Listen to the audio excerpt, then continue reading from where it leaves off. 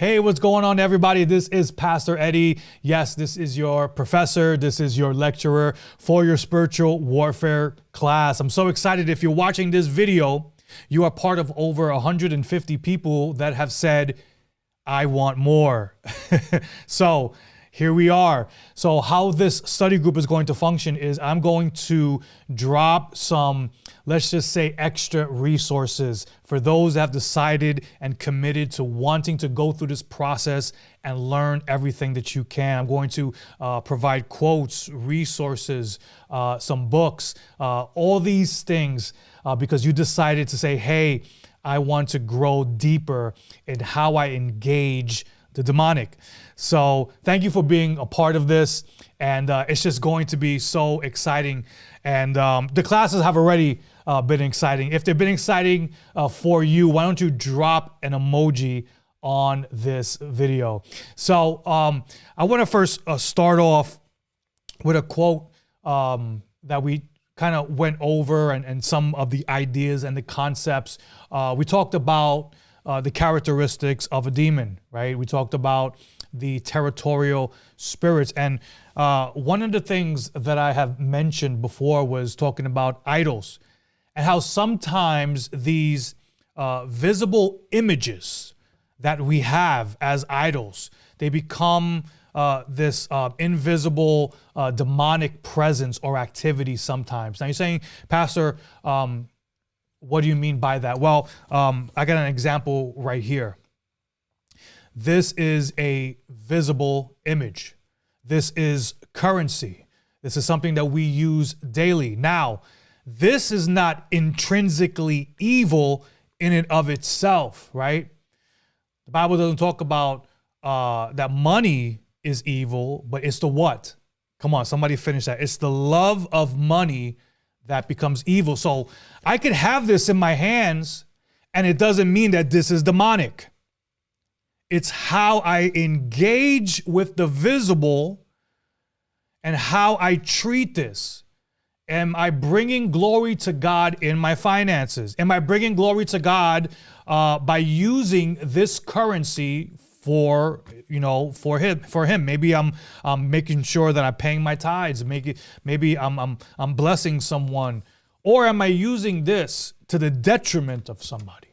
Am I using my finances to fuel my passions? Am I using my finances to hurt a loved one, right?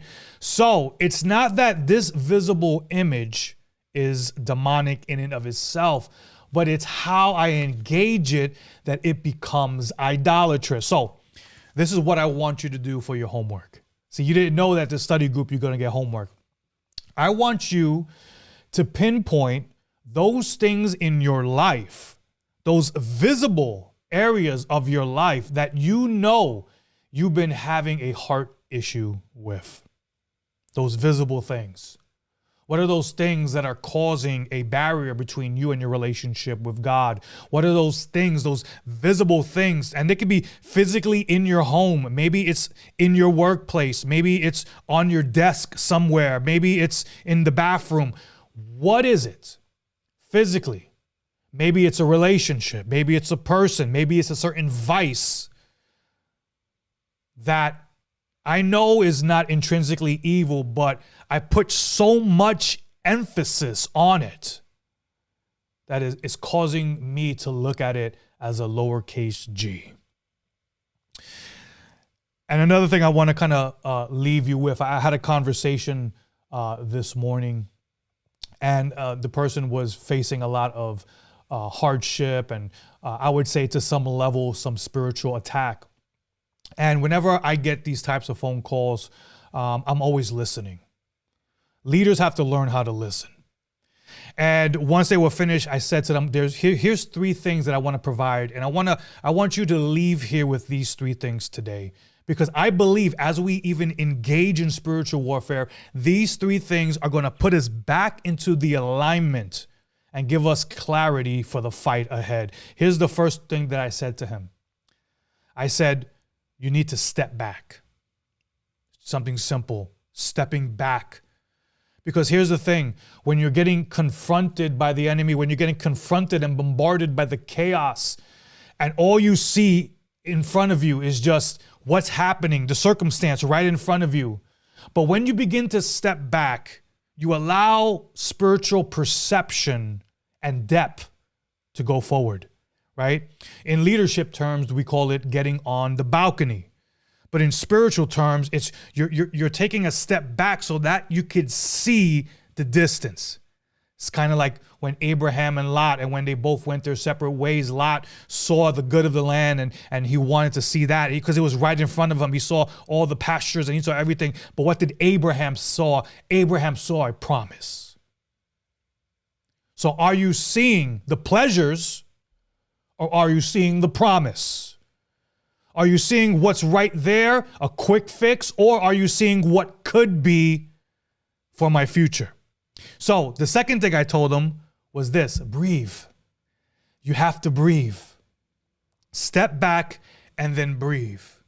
You know, when you breathe, our oxygen goes into your lungs and it comes out as carbon dioxide, right? And we can't breathe in carbon dioxide. So I said to this individual, I said, step back and just breathe. Make room for God in your spiritual body. Make room for God when you breathe in and then your lungs begin to expand. Allow the faith and the grace to expand in your body and in your soul.